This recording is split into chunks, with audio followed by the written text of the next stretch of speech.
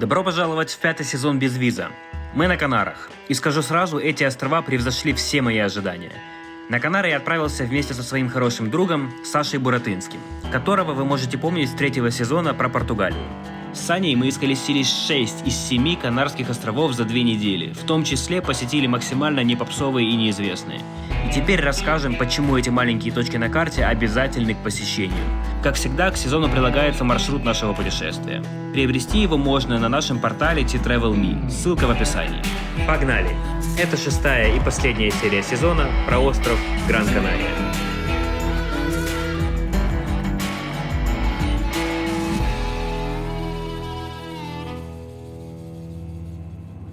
За предыдущие 5 островов мы увидели огромное количество разнообразных мест.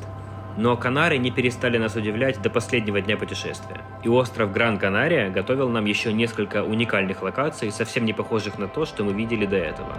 Например, на этом острове есть довольно живописный каньон. К нему мы первым делом и отправились. По пути к каньону мы оказались посреди вот такого вот кортежа из автомобилей. На Гран-Канария довольно много таких авто, а еще здесь, по нашим ощущениям, было больше всего туристов. Каньон не отмечен никакими дорожными указателями, и с дороги его не видно.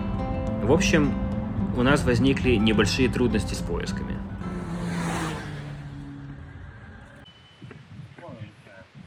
Это каньон? Да.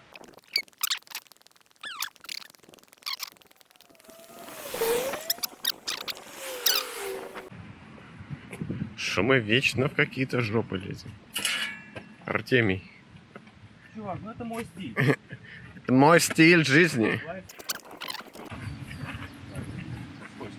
Да. Ты лучше. О, чувак, не.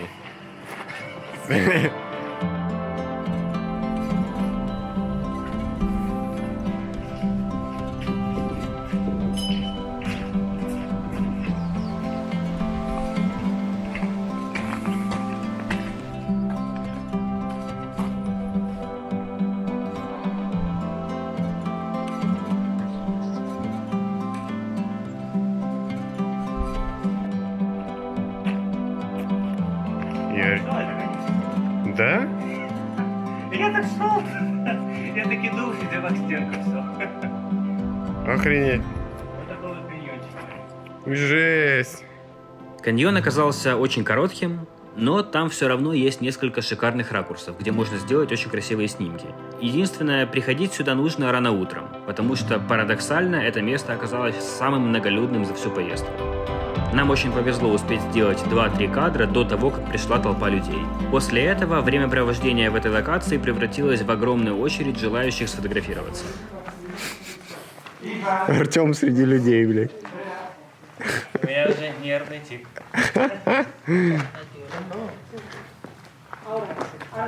Мы посмотрели минут 5 на этот ад и быстро оттуда свалили. Терпеть такое не могу.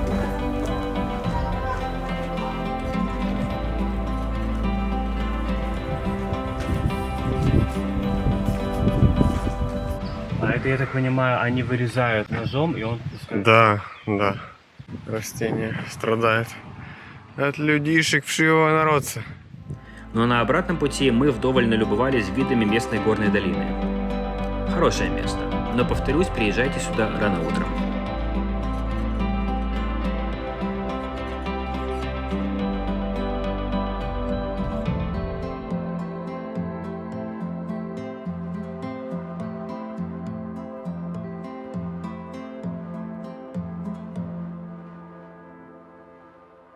Далее мы направились к еще одной уникальной локации на Канарах.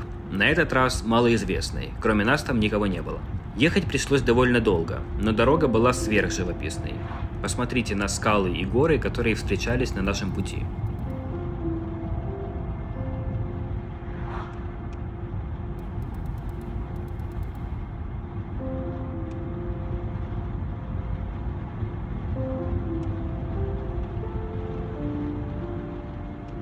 Ну а в конце нас ждал огромный и очень живописный горный серпантин. Это и есть та самая локация. Ничего подобного на других островах мы не видели. Однозначно самая красивая дорога на Канарах.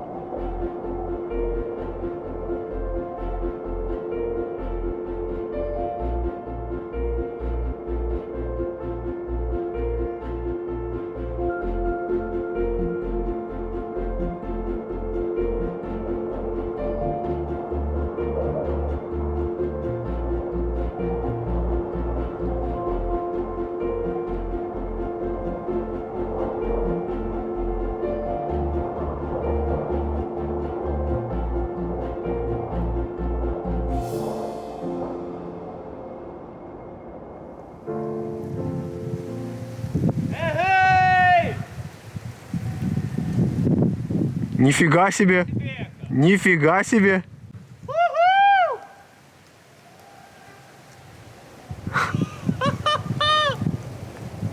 Как вы уже видели по предыдущим кадрам, на Гран-Канария есть очень много красивых горных локаций. К сожалению, нам не повезло с погодой, и большинство из них мы не посетили из-за дождя и тумана.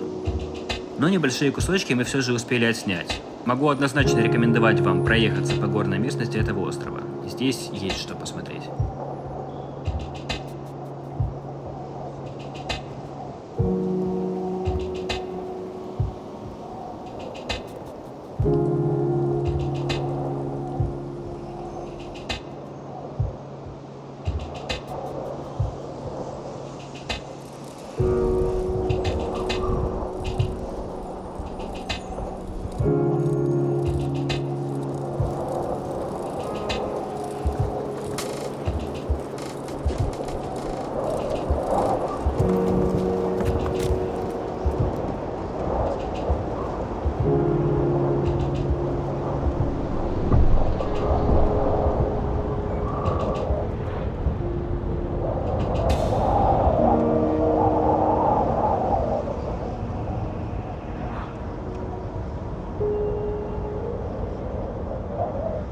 Под вечер мы отправились на юг острова, в город Маспаломас. Это тусовочный город с огромным количеством баров и, внимание, свингер-клубов. Город лютого разврата. Но мы ехали туда не за этим. Дело в том, что в Маспаломас есть еще одно уникальное место. Каньоны уже были, серпантины были. Зачем еще можно гнаться на этом острове? Чего еще не было на других островах? Я вам отвечу. Кадров в пустыне.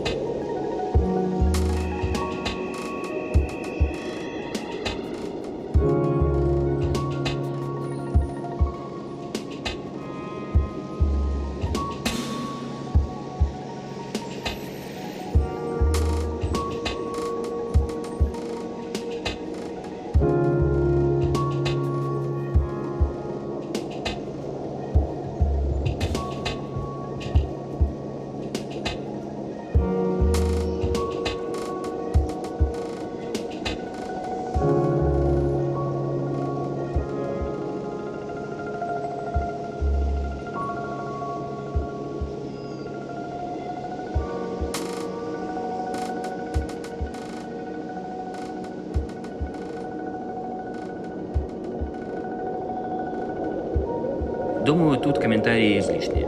Разве что два совета. Приезжайте сюда либо на рассвете, либо на закате, чтобы был мягкий свет для кадров и прохлада для комфорта. А еще будьте готовы к тому, что после дюн придется долго приводить себя и вещи в порядок. Песок – штука приставучая.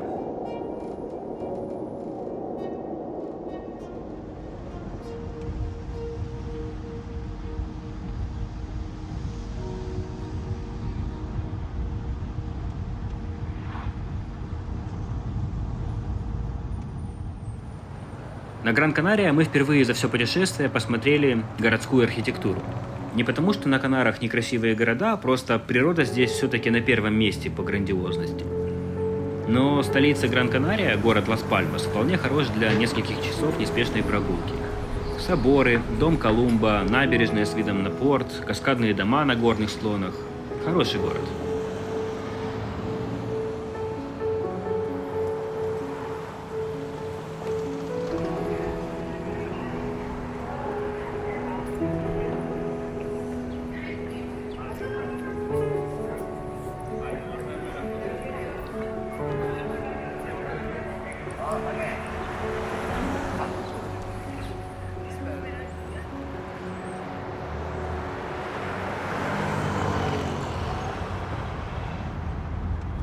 Последний день путешествия подходил к завершению.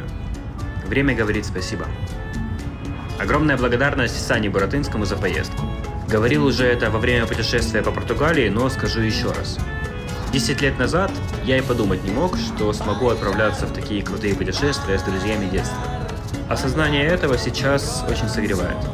Спасибо за воспоминания, за вкуснейшие завтраки И, конечно же, за шикарные кадры.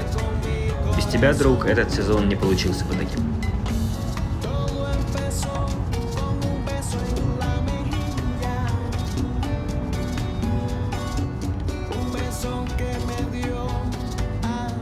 Последний закат в путешествии мы решили провести у океана. Думаю, любое путешествие нужно заканчивать именно так, если есть возможность. Забавно, раньше люди думали, что за океаном конец света.